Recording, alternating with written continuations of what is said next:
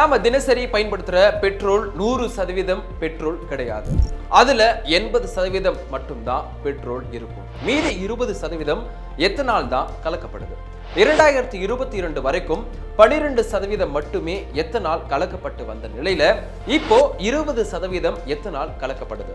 இதனால வாகனங்கள் பழுதடைவதாகவும் மைலேஜ் குறைவதாகவும் பலரும் சமூக வலைதளங்கள்ல கருத்து தெரிவிச்சிட்டு வராங்க. பெட்ரோல்ல எத்தனால் கலக்கப்படுறதுக்கான காரணம் வாகனங்களால ஏற்படுற சுற்றுச்சூழல் மாசுபாட்டை குறைக்கிறதுக்காகத்தான்.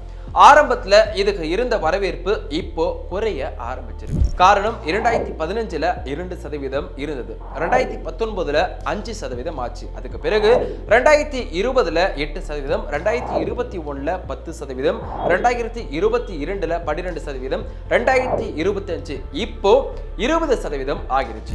அதனால வாகன ஓட்டிகள் கிட்ட இது அச்சத்தை ஏற்படுத்தி இருக்கிறது அப்படின்றதுனால அதிருப்தியும் வெளிப்பட ஆரம்பிச்சிருக்கு. காரணம் வாகனங்கள் பழுதாகலாம் அப்படின்றது தான்.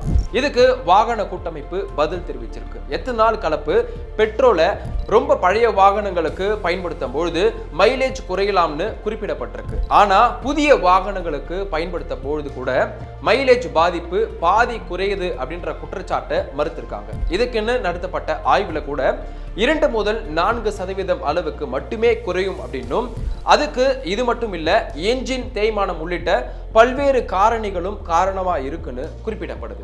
ஆனா வாகனங்களுடைய பாதுகாப்புக்கு இதனால எந்த அச்சுறுத்தலும் இல்லை. எத்தனால் கலப்பு பெட்ரோலால எந்த வாகனமும் பழுதாகவோ என்ஜின் கோளாறு ஏற்பட்டதாகவோ பதிவுகள் இல்லைன்னு தெரிவிச்சிருக்கு வாகன கூட்டமைப்பு.